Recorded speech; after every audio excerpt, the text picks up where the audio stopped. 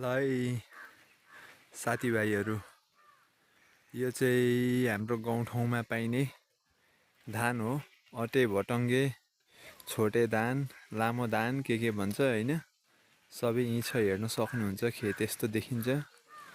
यो सबै माथिसम्म नै खेतै यसरी बनाएको छ, कान्ला कान्ला बार्दै बार्दै होइन। अनि यही खेतको बिचबाट यसरी हिँड्ने बाटो बनाइएको हुन्छ।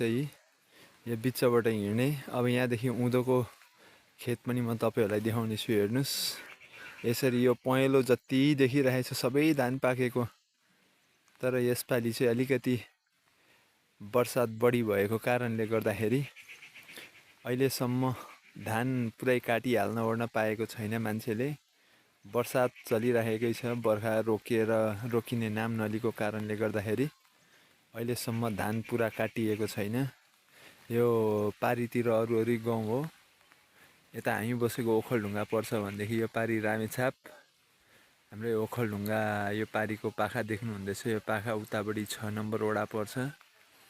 यस्तै छ यी हाम्रो गाउँठाउँ। यो बाँसघारी, यी उँभोको पाखाहरू यस्तो छ। यो सबै धानै धान। नेपाली यही बर्सातकै कारणले गर्दाखेरि मात्र काट्न पाएको छैन। सिन चाहिँ तर धानकै मात्रै भए पनि एकदम दामी। दार्जिलिङ इलामतिर चिया कमान, सिन्कोना कमान भनेको जस्तै, कफीको खेती भनेको जस्तै हाम्रो यता चाहिँ यी धान कोदो यस्तै मात्र हुने हो। मकै है, यो ठुल्ठुलो बुट्टाहरू चाहिँ देख्नुहुँदैछ, यसलाई गेडुलो भनिन्छ। यसको चाहिँ दाना मान्छेले खाए नि हुन्छ। खसी बाख्रा गाई गोरु वस्तु सबैलाई खुवाउँछ। एकदम पोसिलो घाँस यो चाहिँ।